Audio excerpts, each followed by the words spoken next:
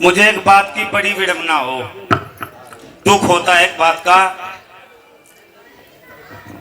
कि जो प्रेमी यहाँ गुरु महाराज के श्री चरणों में प्रसन्न लेकर आते हैं, नहीं उन्हें पूरा जीवन हो चुका गुरु महाराज के चरणों में सेवा करते हुए। इस बात को हम पहले भी कह कर गए थे और श्री किरणपाल जी आए थे दूसरे नंबर पर, उन्होंने भी दोहराई थी ये बात कि यहां पर सभी बुद्धिजीवी बैठे हुए हैं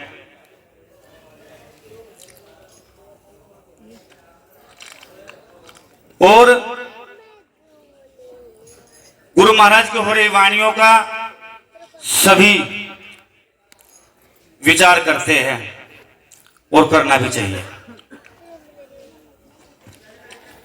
जो हमारे बीच में श्री धर्मपाल जी है, इन्होंने जो प्रश्न किया है,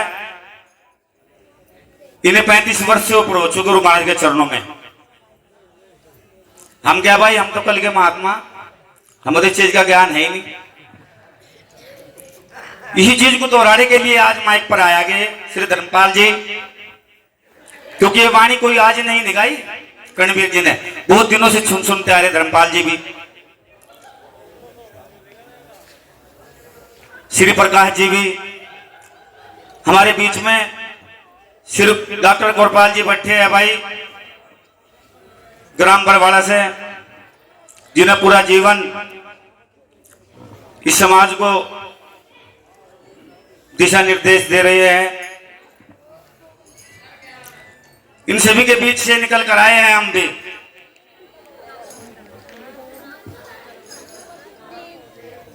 तो भाई गुरु प्रेमियों, मैं तो इस बारे में जानकार नहीं हूं। हमारे बीच में उपाध्यक्ष जी बैठे हुए हैं भाई, महाराज श्री सतीश दास जी,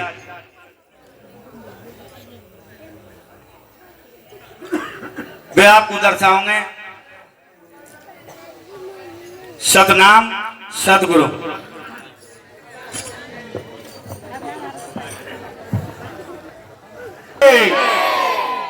देखिए गुरु प्रेमियों, रुकनपुर के अंदर जब भी सत्संग होता है, जबरदस्त सत्संग होता है। और अब की बार तो जो पनीर रोटी चावल खिलाएगा, तो पहले तो जयकारा जोर से बोलना है। बोलिए संत शिरोमणि गुरुदास जी महाराज के, सभी संत महापुरुषों के, स्वामी ज्ञान भिक्षुदास जी महाराज के, सिद्ध बाबा हरिदास जी महाराज के, सतगुरु स्वामी समनदास जी महाराज के, स्वामी जुम्मादास जी महाराज के, समस्त भेद भगवान की, अपने माता पिताओं की और रुकनपुर निवासियों की। गुरु प्रेमियों, ये सत्संग की प्रथम कड़ी है और ऐसे से बुद्धिजीवी व्यक्ति बैठे हैं जो सत्संग की समझ सार का जो खोल कर सकते हैं। तो मात्र में तो जो इन संत महापुरुषों के चरणों में ये कार्यक्रम मोमेंट सीख रहा हूं, लेकिन मुझे संज्ञान है, प्रश्न ये है, जल की सुई, पवन का धागा, नाभि कमल के अंदर जल है, और जो सांस आ रहा और जा रहा है, ये इंगला पिंगला वो धागा है। बोलिए संत शिरोमणि गुरुदास जी महाराज की। संशय है किसी को? और काट लेंगे पड़ा वो। गुरु प्रेमियों, इसको शब्दों में रिपीट किया जा सकता है, लेकिन जल की सुई नाभि कमल में है, और इस जो ये जो सुई का धागा है, इससे ही ये जल कमल जो भौल गुफी में जाता है, जहां अलौकिक ज्ञान का प्रकाश होता है। चाहे इसके अनंत आप प्रश्न कर लो और अनंत उत्तर कर लो, लेकिन यही चीज सत्य है, अगाध है। बोलिए संत शिरोमणि गुरुदास जी महाराज की। सतनाम जी महाराज जो है, इसका नाम क्या है महाराज जी? समझ नहीं महाराज,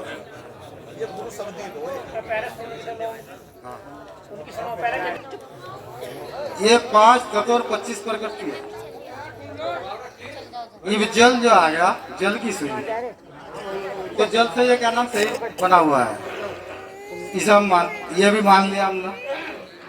अब भाई जल से क्या नाम है शरीर तैयार होगा, लेकिन इसमें पवन का धागा ये एक विशेष बात है, क्योंकि पवन की प्रकृति 5 है और 5 प्रकृतियों में से एक ध्याना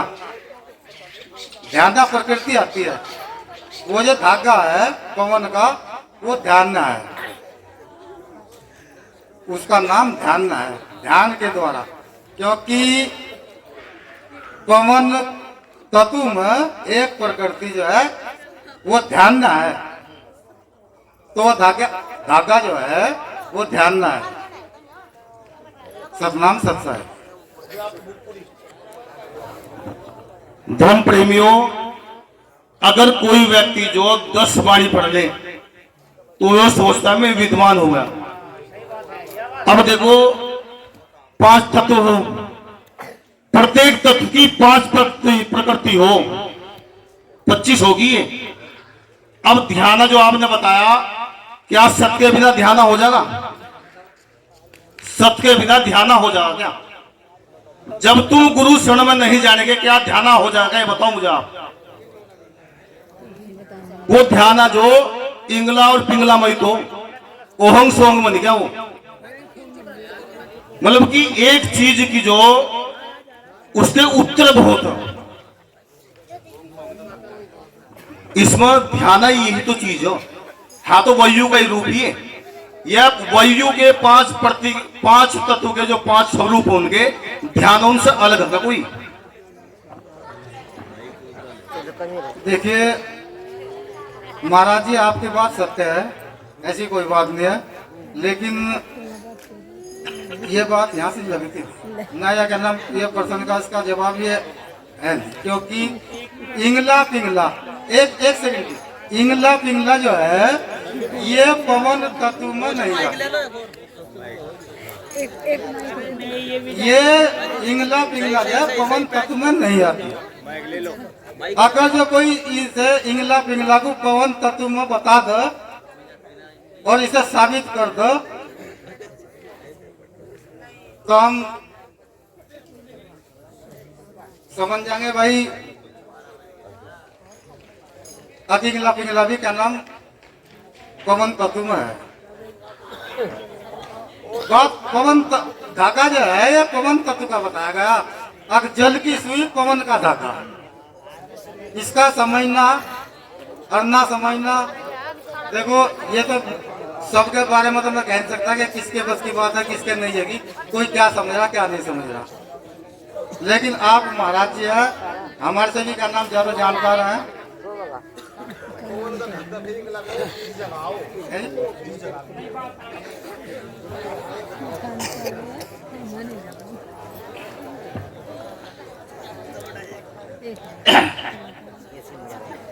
मैं बिना कहे आया हूँ, अगर कोई गलती हो तो क्षमा चाहता हूँ। जो प्रसंग है वो ठीक है, जो उत्तर महाराज जी दे रहे हैं ना वो ठीक दे रहे हैं, आपका समझने का फेर। अष्टकमल नाभि कमल से जब उठता है तो सीधा कपाल देश में जाता है, और कपाल देश में इसका नाम परम रुद्र के रूप में हो जाता है। और जैसे इंडवी बुनते हैं ना, इंडवी उसकी घड़े के नीचे तो थी, उसका रूप ये होता है, उसमें जो टप टप वायु पड़ता है वो जल होता है, जो अमृत जल का काम करता है। जो उन्होंने बताया वो सही बताया। इसके बाद पवन का धागा, ये अगर ये दोनों बराबर है ना तो नामी और स्मरणीय बंदा है। ये दोनों जब चलेगी तो ये त्रिवेणी पे जाके एक हो जाएगी। ये दो चली ना, इंगला और पिंगला दो चली, दो चल के त्रिवेणी पे एक हो जाएगी। यहाँ से फिर ये सीधा इसको जाती है।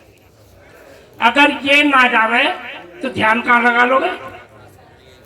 अगर ये ना जावे, श्वास ना जावे, ध्यान लगा लोगे? नहीं लगता। सुनो, हाँ या ना बताओ ना। ध्यान दे, अगर श्वास नहीं जाओगा धरती पर बंदा पड़ेगा। आपकी बात राइट है।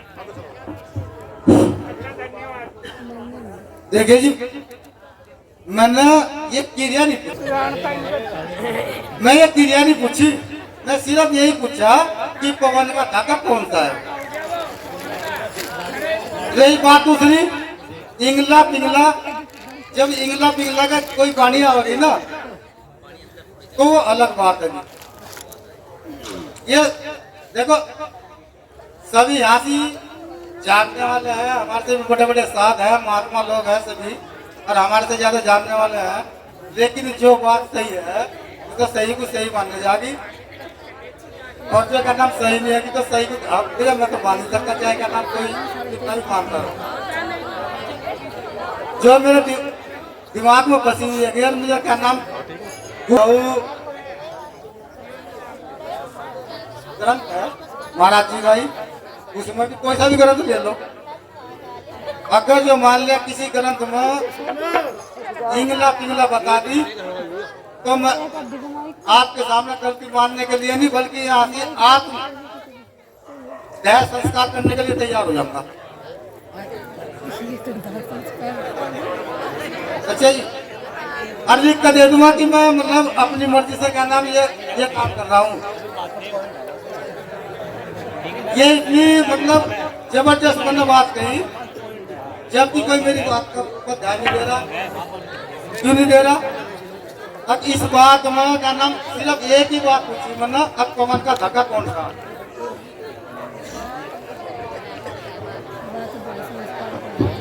हेलो, मेरा आप लोगों से बड़ा ही निवेदन है कि कोट पैंट छोड़कर आप भी जो संतों का पानी धारण कर लो, क्यों दूर हो जाए। हम आपकी बात से सहमत हैं कि जो वायु रूप बना उसके जो पांच भाग है उसके, उसमें एक ध्यान आ, लेकिन वो है तो जो इंगला पिंगला के अंदर ही जल रूपी सुई हो, और इंगला पिंगला के अंदर जो ये सूत्र रूपी मान लो, ध्यान रूपी मान लो, ये धागा ही तो है। और गुरु प्रेमियों, पूर्ण ज्ञान तो कभी किसी को नहीं होता। जो समय के सतगुरु हो ना, पूर्ण ज्ञान नहीं हो। पता समय के सतगुरु की बात किस लिए मानने जा, वो इसलिए मानने जा वो हमारे सबके सतगुरु हो, उसकी बात हम जो नकार नहीं सकते। और गुरु प्रेमियों, आज आप लोगों को मैं एक जो अगाध सत्य बता करके जा रहा हूं, सभी लोग कान खोल के सुनिए। ये अगाध सत्य ये मेरा कि हम जो गुरु रविदास जी के अंदर जो मतांतर मानते हैं, हम धर्म गुरुओं को जो अपने गुरु नहीं मानते। ये पता किसने मतांतर किया? ये हम नहीं किया, ये हमारे धर्म गुरुओं ने किया।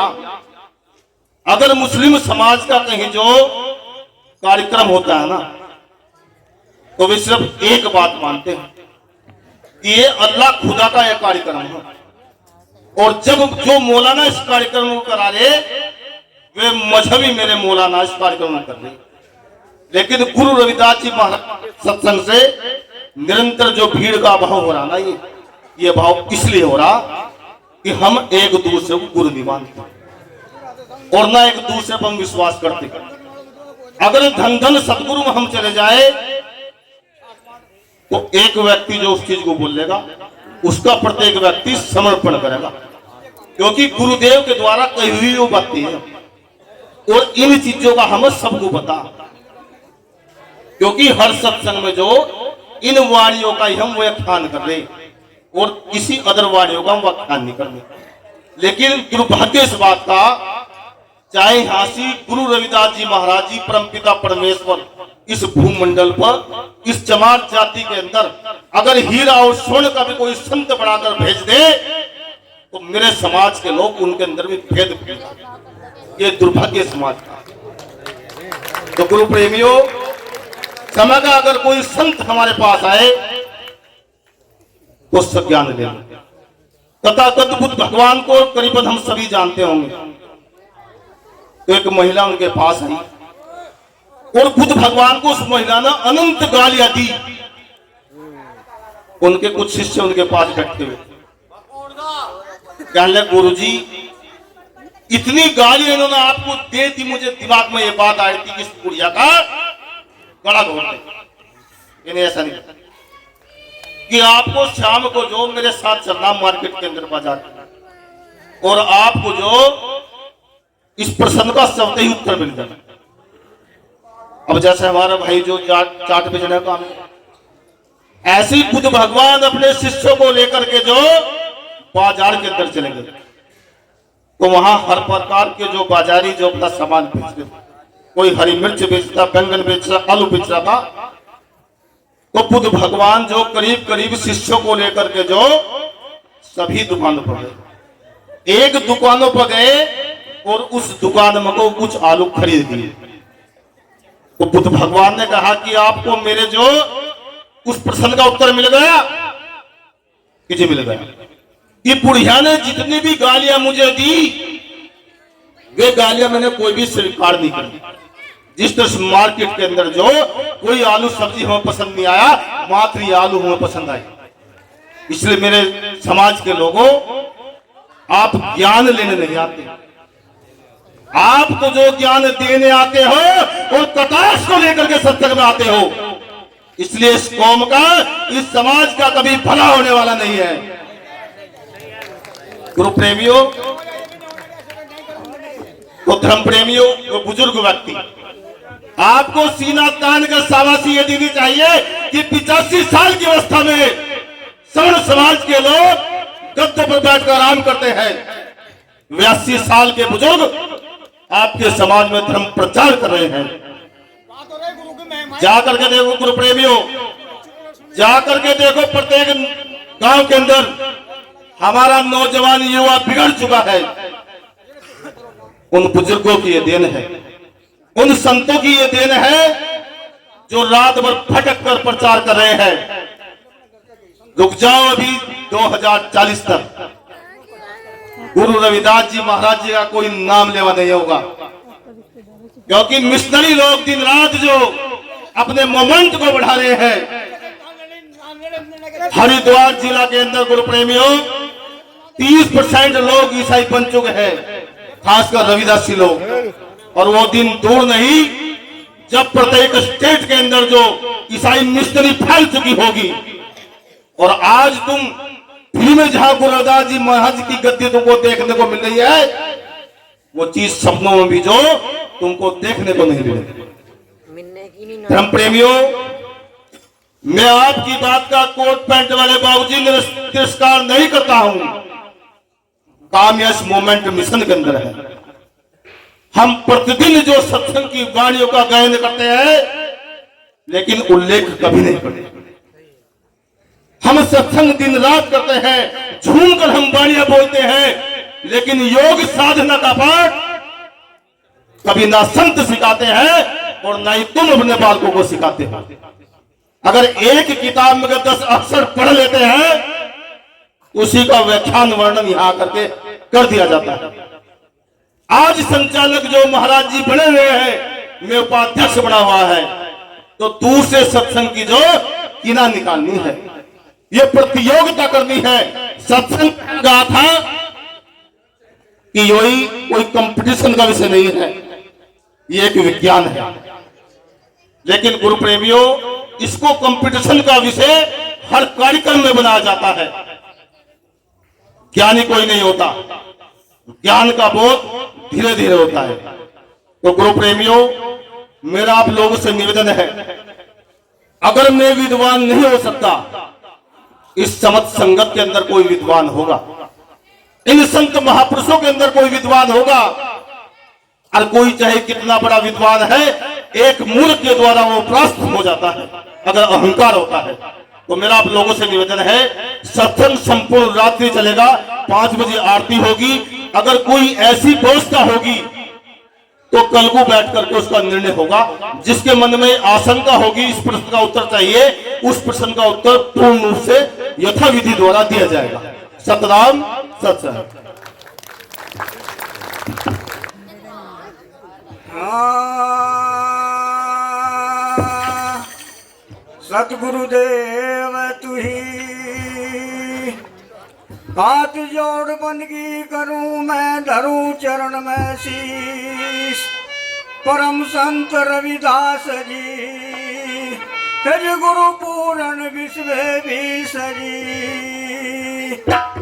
हाथ जोड़ बंदगी करूं मैं करूं नाम अनंत मेरी पल पल कबरा लीजियो सतगुरु समन दास वर्णंत जी गुरु महिमा की वाणी जी एक मीरा की और मेरी कहीं गलती हो तो माँ बोले बुढ़ापा शरीर है मेरा ऐसे संत है तुम्हारे पास में गलती करोगे फिर भी तुम बिल्कुल माफी नहीं होने की बिल्कुल सही बोलना पड़ा ना कहा है कि धरती कागज करूं कलम करूं बन रहा है और सारे सागर की शाही बनाऊं तो गुरु महिमा लिखी ना जाए जितना भी जो बनखंड है इसकी मैं कलम बनाऊं और जितना भी ये धरती है इसका कागज बनाऊं और जितना ये सागर है जितना भी संसार में जल है यो समुद्र है इसकी सबकी मैं शाही बनाऊं तो गुरु महिमा लिखी ना जाए तो गुरु चरणों में एक अरदास है मीरा की हे जी मेरे सतगुर धूपिया मेरे दाग दिलों के धोद हे जी मेरे सतगुर धूपिया मेरे दाग दिलों के धोद दाग दिलों के धोद मेरे दाग दिलों के धोद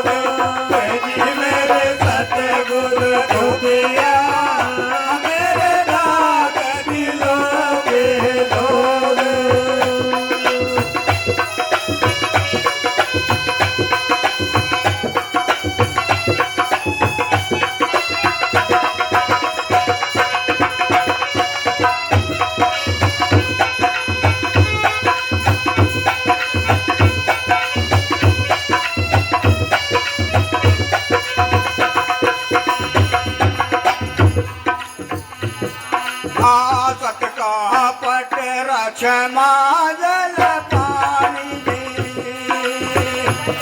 हे सतका पट क्षमा जल पानी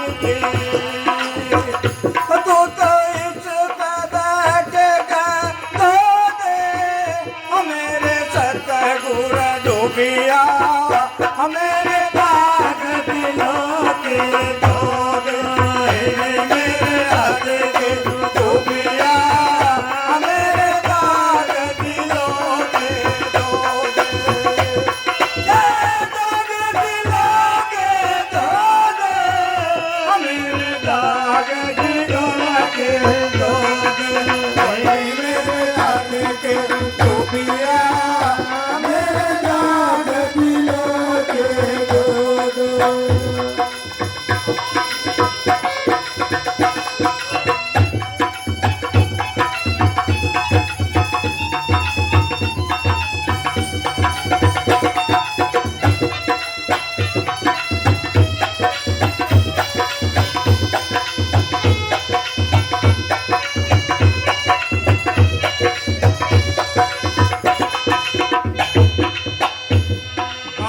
पानी के सोई पवन हेलो पानी के सोई पवन हरि हरि नाम मिलो दे मेरे सतगुर धूपिया मेरे दाग दिलों के धो दे मेरे दाग धूपिया मेरे दाग दिलों के धो दे दाग दिलों के